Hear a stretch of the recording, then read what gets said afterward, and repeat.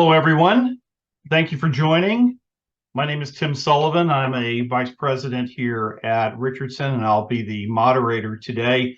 Thank you very much for joining this session on accelerating sales team productivity, the critical elements of effective onboarding. And I am very excited to be hosting this session. We have a couple of expert speakers who are going to be sharing their expertise and perspectives as we explore this very critical topic.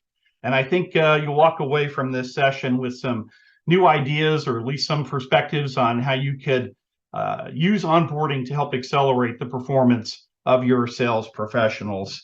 Let's go ahead and start with some quick introductions. Sarah, if you could move to the next slide, please.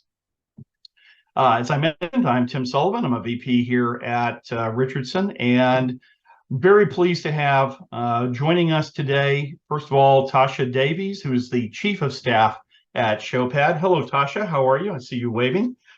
All right. Thanks for joining. And then we also have Jen Chauvin, my colleague here at Richardson, who is a Vice President of Sales with our organization. And she's had a lot of experience working both with clients and her own perspective, onboarding new sellers. And so we'll be hearing from her as well. Let's go to the next slide here. Right. Let's briefly cover the agenda, although I think this is going to be a pretty broad-ranging conversation. So we may go off on a few tangents here and then come back. But first of all, we want to cover some of the trends that we are seeing in sales onboarding. It has changed over the last few years, and that's been driven primarily by technology, but also by some improved training best practices. And we are going to hear both from Tasha and Jen about some of those new trends. And then I'd also like to talk a little bit and have a conversation around how onboarding affects sales performance, and most importantly, talk about culture and building a sense of connection, especially since so many sales professionals are working remotely today. How can we get them to feel like they have a sense of belonging to the organization? So I'd like to explore that as well. And then finally, talk a little bit more about advanced technologies, in particular, artificial intelligence, machine learning, and how that is affecting onboarding and sales team skill development. As we are going through the discussion today, I encourage everyone who's participating to please go to the chat and type in your questions. Feel free to do that as we're going. We will reserve time at the end of the session for some Q&A, but I'll try to pick up your questions as we're going along. We can use that to make this a more interactive discussion. So feel free to enter your questions in the chat. All right, so let's start first. If you don't mind, Tasha, I'd like to go to you. And according to several research studies, the average amount of time that it takes to onboard a new sales professionals, we see a number of studies that say it can be anywhere from 4 to 6 months. But in fact, many of our clients who are selling more complex solutions can say that it can take much longer, as much as a year or two. So I'd like to get your perspective on what trends are you seeing to accelerate onboarding and make it more effective today? Thanks, Tim. Yeah, we're seeing the same things that you're commenting on. And on top of that, we're also seeing that buyer behavior is changing. Buyers now have more access to information, more access to case studies, and then we're also seeing buyers using AI and ChatGPT and tools like that to do a ton of research, all without talking to a seller ever, which means that when we do finally have the opportunity to have those conversations with buyers, we want to make sure that we're training our sellers to be more than just a traditional salesperson, but actually become a trusted advisor. And that's been really key across the board, across all of our customers. What we're finding and why it's relevant to this topic, I think, is that this really starts with onboarding. And it's important to start all the way back in onboarding with competencies and make sure that all of the training, all of the structuring that we're doing is based around sales competencies. So this is onboarding through the whole lifetime of the salesperson. Having all of this structure in place, we found it to be really important. sales leaders have really good intentions, but they also have a lot going on their plate, and new hires require a lot of time and attention. So without all this structure, a sales leader is often stuck in kind of a rock and a hard place where they have to have their day-to-day things done. They have to be attending customer meetings, but also they have these new hires who deserve a lot of investment so that they can become those trusted advisors. So having a competency structure, having a really structured onboarding program is important, both for the reason you mentioned of it's a lot of time invested before someone's ramped fully up, and also what that ramp needs to look like is so much more than it looked like even a couple of years ago.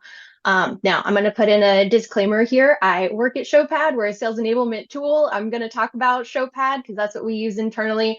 So it might sound like an ad. It's really just my excitement about our own tool. Hope that you can forgive what might sound like an advertisement. But we personally are solving this through a sales competencies coaching app, which is coming out in about a month, but our internal team has obviously had access early. And the work that's being done there is going to be a complete game changer for how we manage our onboarding program, how we manage our reps on an ongoing basis. So I'm really excited to have that really come to the market.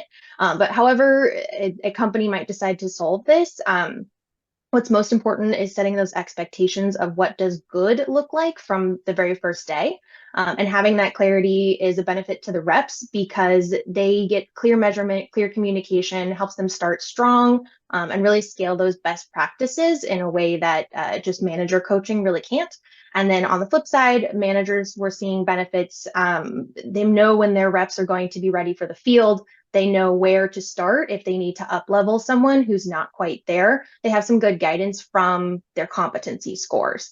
The last piece of competencies, and then I will hand the mic back to you, is it's really important to then contextualize those competency scores against the team and against kind of similar companies across the same industry. So that's something that I'm really excited about for our internal usage as well. So we can identify, hey, this is a hotspot and you're below or above where the rest of the industry is. So I would say to sum that up, you got to create the competencies. You have to know what good looks like. You need to be able to measure the competencies.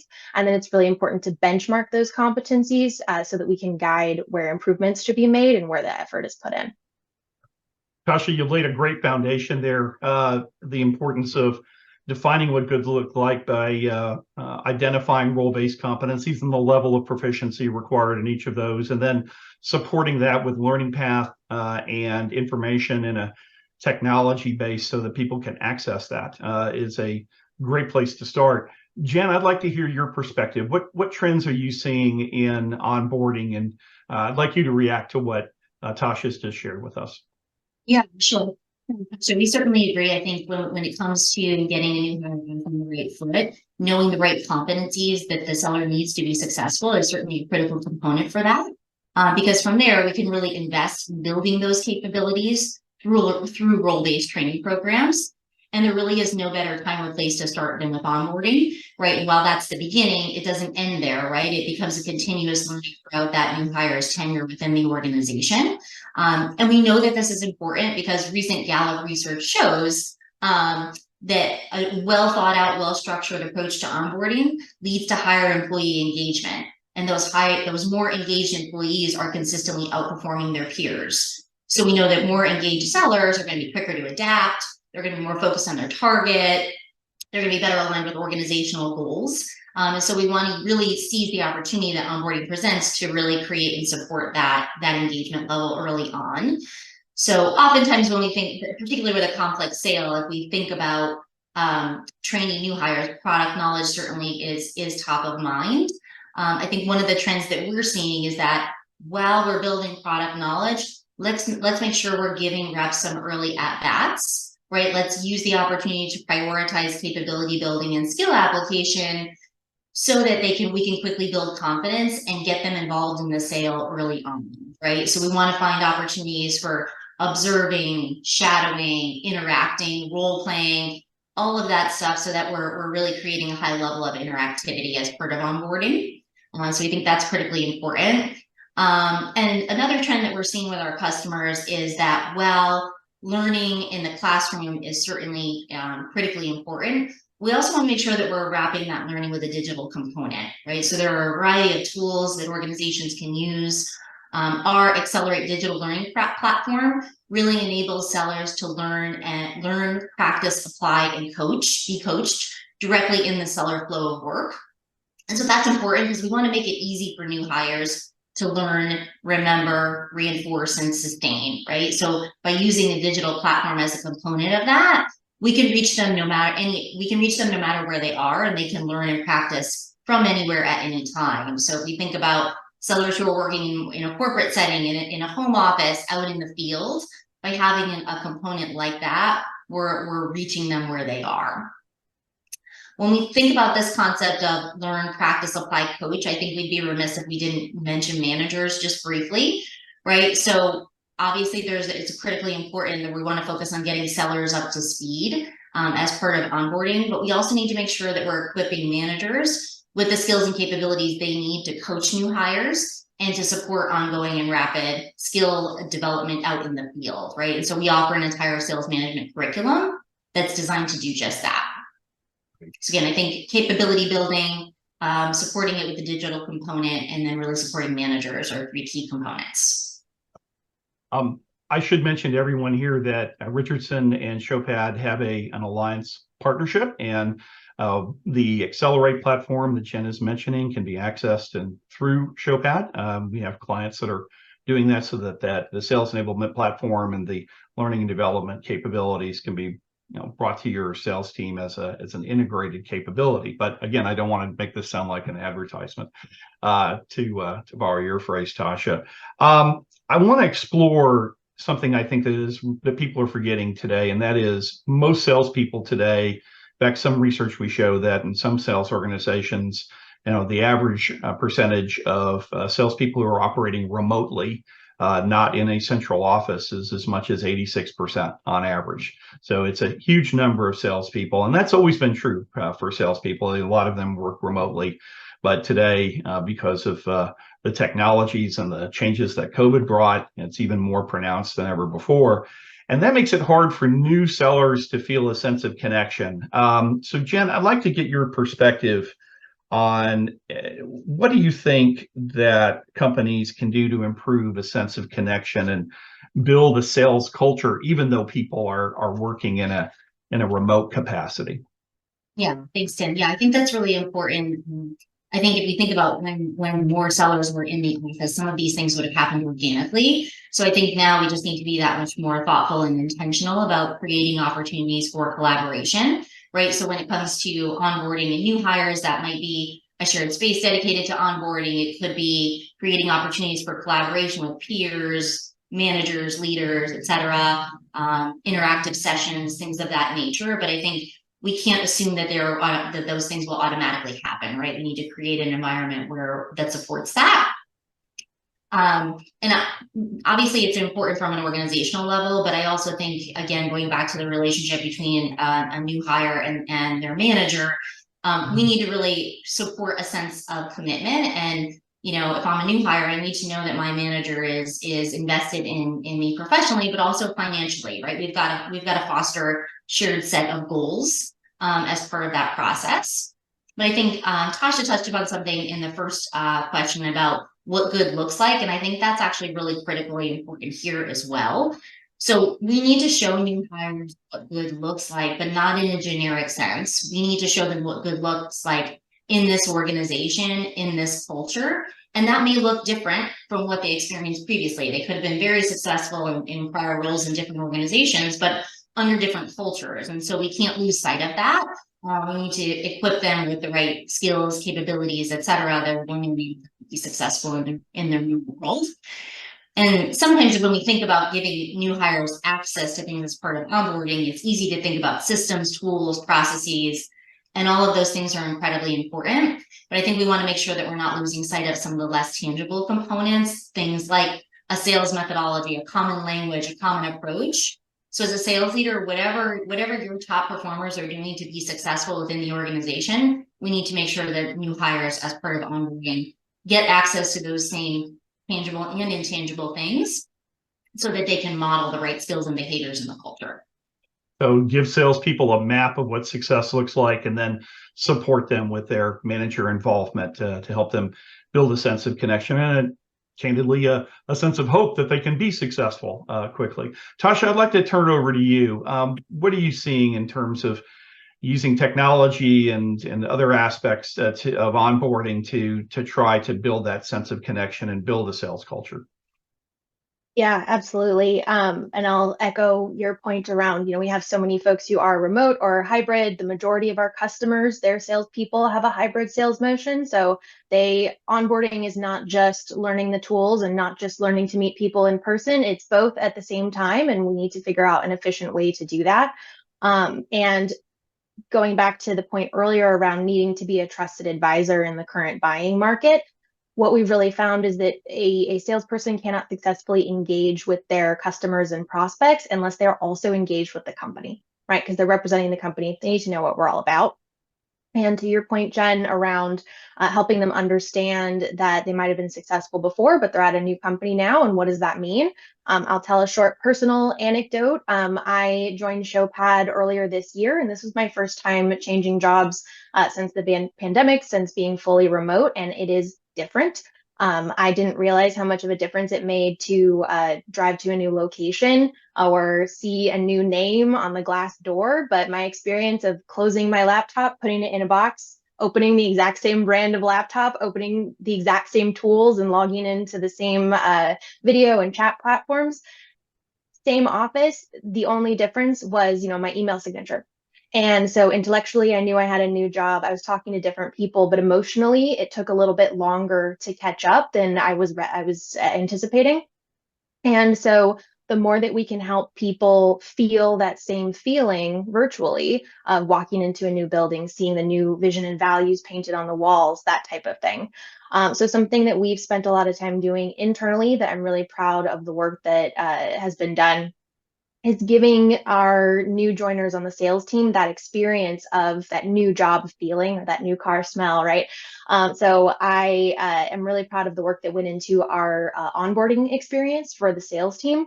We spent a lot of time thinking not just branding as far as colors and fonts, but also branding as far as what does it feel like to click through this experience? How is the content organized? How does this align with our culture?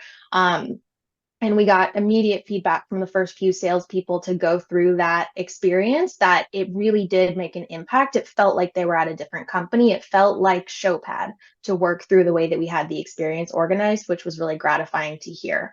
The other point, and I think Jen covered this really well, so I won't spend too long on there, but absolutely beyond the technical stuff, beyond the support, beyond the branding, is as much team interaction as possible, as much human connection, things like assigning onboarding buddies or doing regular film reviews or open mics of calls, just exercises to practice skills, practice that interpersonal connection.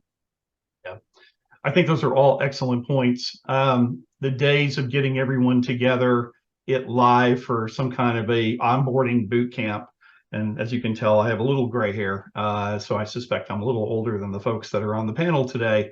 That's how we did onboarding. And so you could build that sense of connection pretty quickly by having that live experience. And I don't think organizations are giving up those live experiences entirely, but they certainly do seem to be relying heavily more on structured online kinds of experiences to get people up to speed. I have seen, and Tasha, I want to have a follow-up question for you on this topic.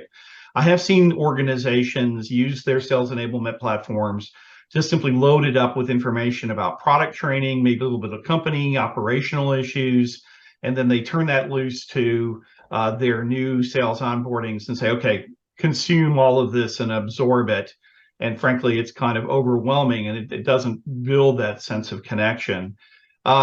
If you were to advise people that are online listening today, when they're structuring their onboarding program, how do they incorporate the human element? I know we've touched on a number of those issues there, but what would you say to them to make sure that they're also remembering that they're talking to human beings that need to feel that sense of connection? Otherwise, it's very easy for them to say, to sever it, right, and to move on to the next thing. What are your thoughts?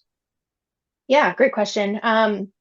So I would recommend that we start with defining what does field ready mean, right? We all have a ton of content, we have a ton of training, we have a bunch of things that a perfect, fully ramped salesperson would know like the back of their hand. But what do you need to be field ready? What's that minimum list of behaviors, activities, competencies? And then work backwards from there. What is the minimum amount of content that they need? What is the quickest path to thoroughly have that skill?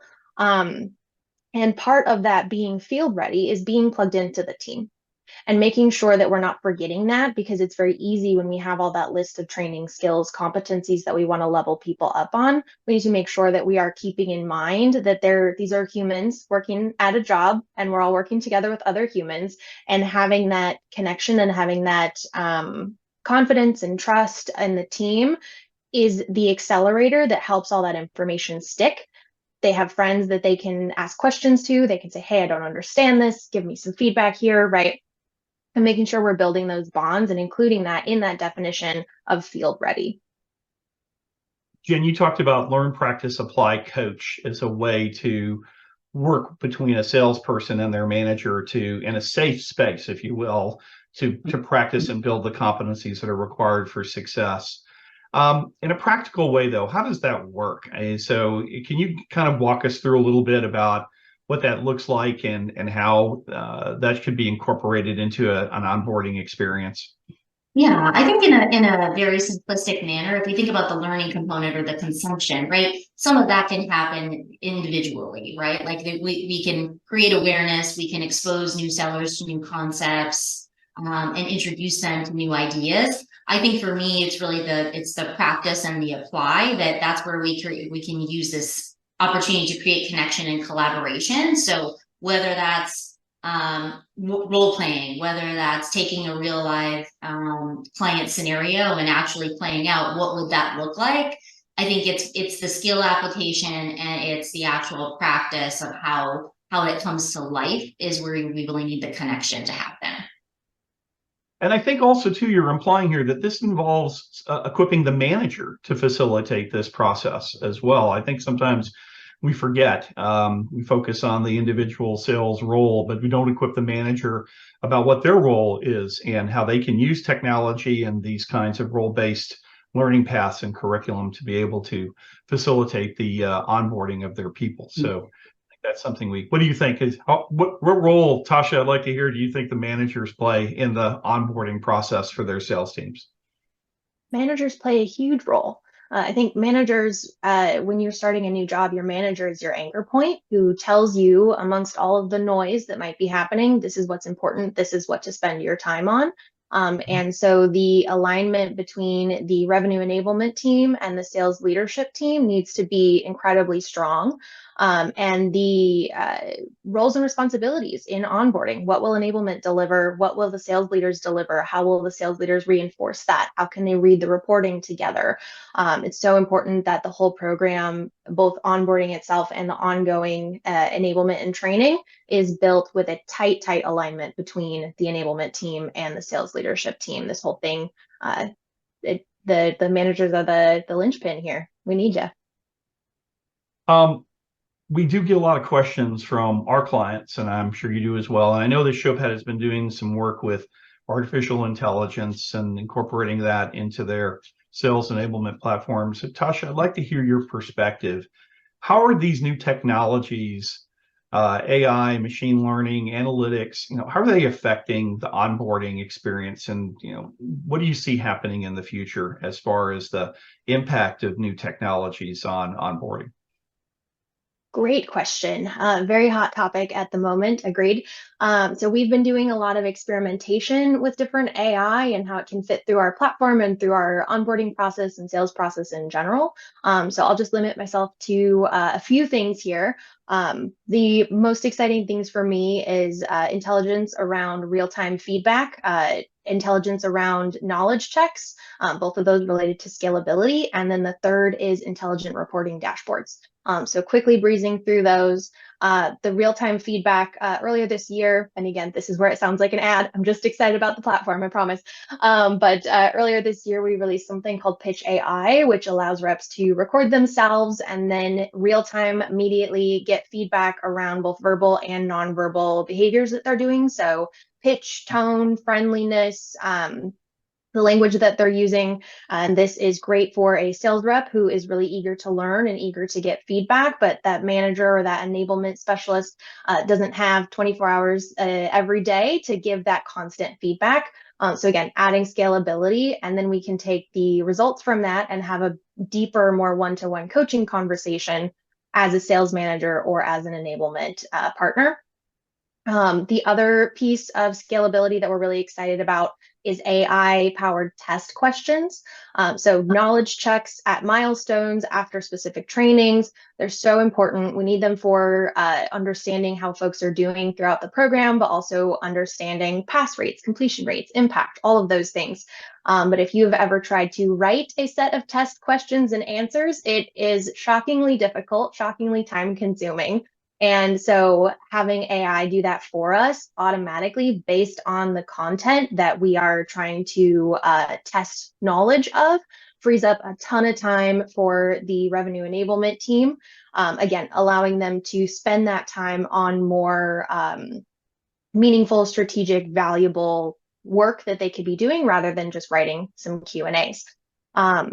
This third thing, which kind of ties both of those together, is intelligent reporting. So something that we hear a lot from enablement teams is kind of how do we quantify, how do we show the business impact and business value of all of the work that we're doing, especially in the kind of broader macroeconomic environment that we're dealing with right now. Showing business value and being able to quantify is really important.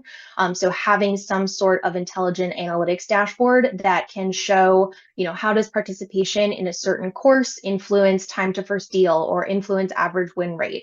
Things like that can really help as we're thinking about where to invest more and how to show the value of the team, of the enablement team and the enablement program.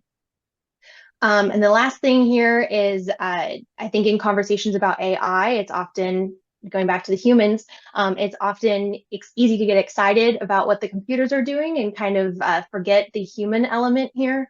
But the thing that I'm most excited about with AI in any application really is that it frees us up from having to do that kind of manual labor that doesn't really need to be done by a human. And instead, we have more hours back in the day to do valuable, meaningful, strategic work and really leverage the scalability that the AI gives us. Very good. Jen, over to you. I mean, what are you seeing in terms of the impact of technology on onboarding today? Sure. I think a big part of it, even just from a high perspective, regardless of what type of technology it is really just enabling sellers to focus on the right things at the right time, right? McKinsey data suggests that up to 30% of sales-related activities can actually be automated. So I think it just creates an opportunity for us to really focus on what do we need our sellers doing as part of onboarding, but then as they continue throughout their tenure within the organization. So two key ways that we see our customers doing this. I know we spoke about Accelerate a little bit ago, like as it relates to new, like sellers learning flow work.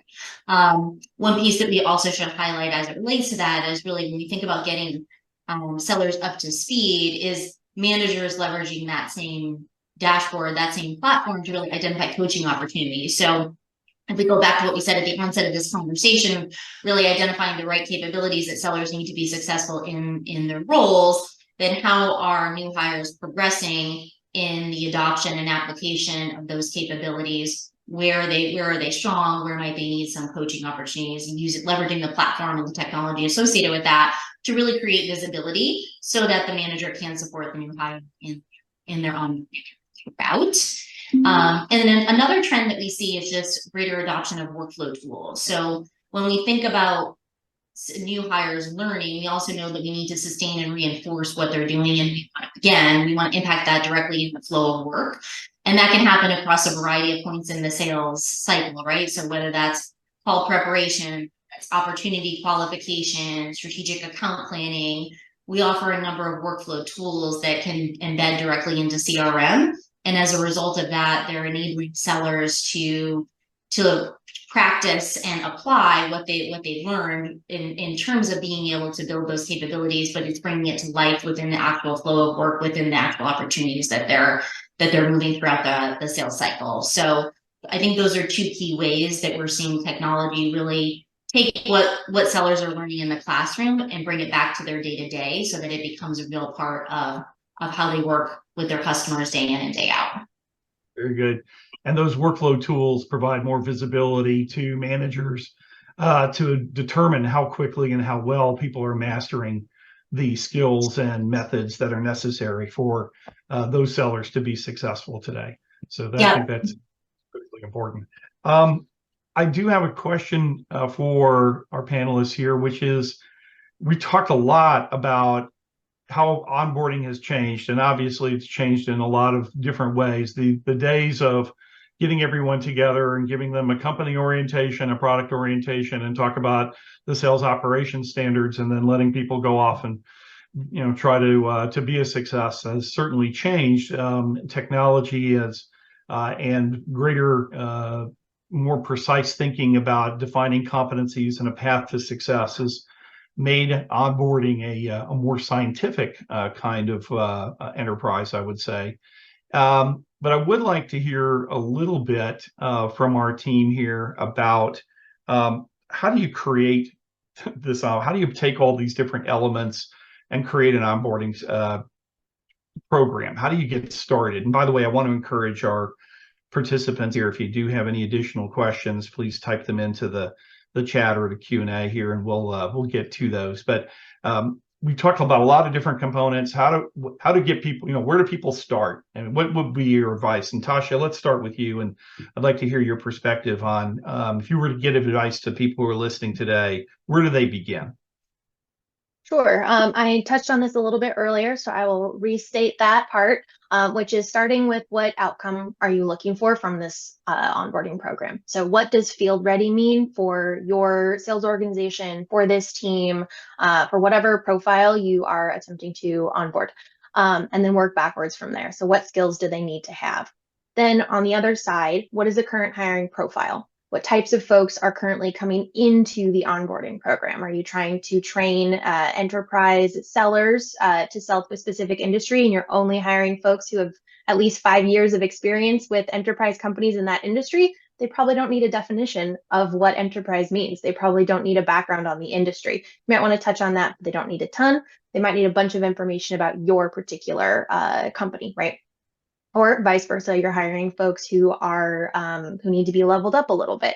The type of content and training that you're producing is going to be different. So starting with who's coming into this program and who do they need to be at the end of the program, and then getting very, very precise on what are the minimum things that we need to show them. What are the minimum things that they need to pass a test on in order for us to be confident that they have achieved those outcomes at the end of the program? With the overall intent being, right, we want to get them in the field as soon as possible, as soon as they're ready, as soon as they will provide a good customer experience so that they can start putting dollars against their quota. Yeah. And I'd like to ask a question to both of you. We talked about this briefly at the beginning about how long it takes to onboard people. How should people measure success of an onboarding program? What are the measures? You talked a little bit about this, Tasha, but Jen, what do you think the key measures of success are? And of course, that may vary from organization to organization, but what does good look like with an onboarding program, and what metrics should people be considering when they're evaluating or creating their onboarding program? Yeah, I think it really does depend on a number of factors. And I think one of the important things with onboarding that's going to be important as we think about metrics of what we're measuring is making sure that the measurements are tied to like where that new hire is in the process, right? So not just looking at, like, obviously the outcomes are critically important, but I think we want to also celebrate the metrics and milestones along the way. So what is reasonable for a new seller to be doing within those first 30 days, 60 days, 90 days, and then onwards, right? So I agree with Taja's point is that, we really should be starting with the end in mind. It's not just what does the onboarding program need to look like? The whole point of onboarding is allowing the seller to be up to speed and have an impact beyond that initial time period. So some of it could be time to productivity, right? It could be revenue, it could be opportunity creation. I think it really just varies depending on the seller role. Yeah. Tasha, what's your point of view on this? I think that was a perfect answer from Jen. The only thing I would add is also having some qualitative metrics in there, right? Quantitative, I think you gave a great list there, Jen, of some options. It'll depend on each company, your sales cycle, what's a reasonable measure. But also taking in feedback from sales leadership, going back to that tight partnership that we need to have. Is this onboarding program producing the sellers at the caliber that you expect? Feedback from the sellers themselves. Did you feel empowered? Did you feel like you knew where to go? Did you feel like you were ready at the end of graduation? So having a combination of qualitative and quantitative feedback, because we are dealing with humans. We want to make sure that they are enjoying and feeling good and have the correct expectations about what this onboarding program and the ongoing training will be able to deliver. Yep. It's important too, especially because we spoke earlier about like the importance of creating connection and what this concept of what good looks like. And so that's why I think it is important to have both quantitative and qualitative. I agree with that point. And Jen, you alluded to this, and Tasha, you talked about it briefly as well. And that is, if you have a well-designed onboarding program and is supported with a good enablement platform, then you have metrics, not just what happens at the end. Did we get improved sales and are people being more productive more quickly? But you also have the ability to measure how they're reacting to the experience. So you have the qualitative metrics that you talked a little bit about. How well are they understanding the kind of knowledge and competency development that that you're trying to get them to do it? How well are they applying it? The workflow tools that you talked about earlier, Jen, are people actually doing the things and doing them well in the field? And then finally, is it affecting their pipeline? So are you seeing improvements in opportunities and the size of opportunities and their ability to cross-sell and upsell, and then ultimately the business results? So I think having a well-structured onboarding program that takes advantage of role-based, competencies and learning paths, and then also supporting that to promote the interactions that are necessary to get people up to speed, can give you those kinds of insights as they're on their journey, and not just wait till the end to see how people are, whether or not this actually took. We did have a couple of questions here. It says here, Jennifer, I believe that you said the data shows 30% of sales activity could be automated. Could you share some examples or explain that a little bit further? Yeah, sure. I think there was the study shared a pretty broad range of examples. So it could be anything from pricing configurations to lead identification or qualification. So there were a variety of examples across the sales cycle, but I think in large part, it was looking at maybe some of those activities that might be a little bit more administrative in nature and identifying ways that those can be automated so that the seller is therefore focusing on the dialogue with the customer, asking the right questions and really trying to identify, opportunities where we can support the prospect or existing client. So I would say they were a bit more administrative in nature. And that way it frees up time for sellers to focus on the right things at the right time that are more strategic and meaningful in nature. Yeah. Tasha, you mentioned this as well, the kinds of things that Showpad is doing with AI. What kinds of sales activities do you think could be assisted with automation, and to what, how much of that can salespeople lean into to help make their job a little easier?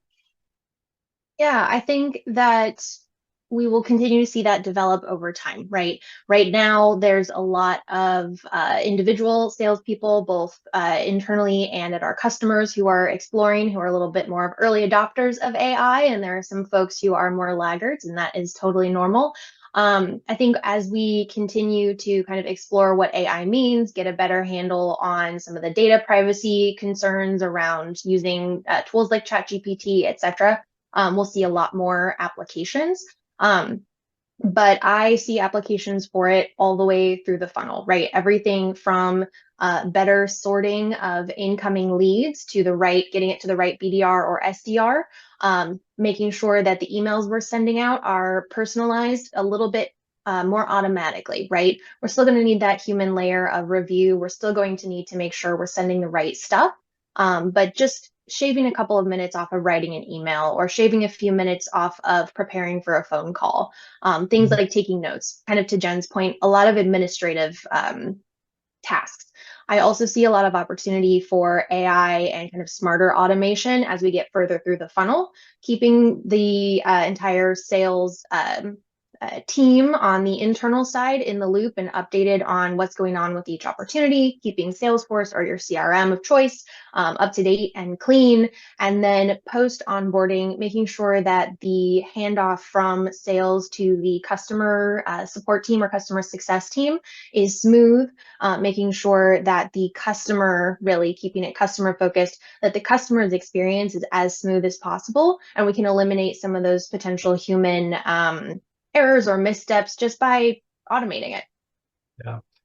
One thing I'm hearing from both of you, which I think is a theme that's important, is that AI is a tool, and AI can help to automate some things like, for example, create correspondence after a meeting back to the customer based on what we've captured in our CRM and other systems, for example.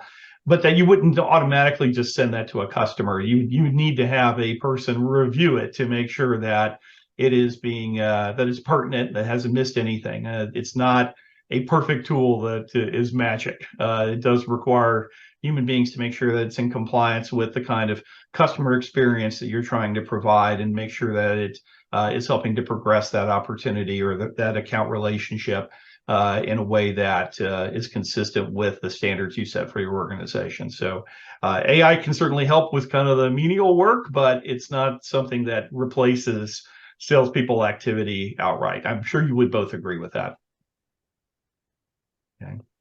Let's see here. I'm sorry, go ahead.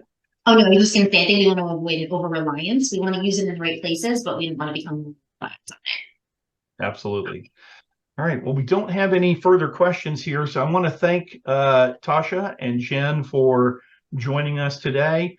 We do have this session recorded, and we will be sharing the recording link for everyone who has registered for this event. And we'll be publishing that, so please share that with your colleagues, so that if you heard something that was valuable and interesting. Also, my colleague Sarah here is sharing in the chat links to a couple of complimentary thought leadership pieces that we think you would find interesting. Richardson has written a paper on sales capabilities that are required to compete effectively today. And it's a good starting point for developing your own onboarding checklist, if you will. So take a look at that. And then also our colleagues here from partners here from Showpad have provided a really interesting brief on why onboarding matters, and we'll be sharing links to that as well. So I want to thank once again my colleagues, Sarah and Jen, for helping conduct this session. And Tasha, thanks for being our guest today. It was really, really helpful to hear perspective from a sales enablement technology provider and a valued partner and an alliance partner with Richardson. So thanks for being here with us today.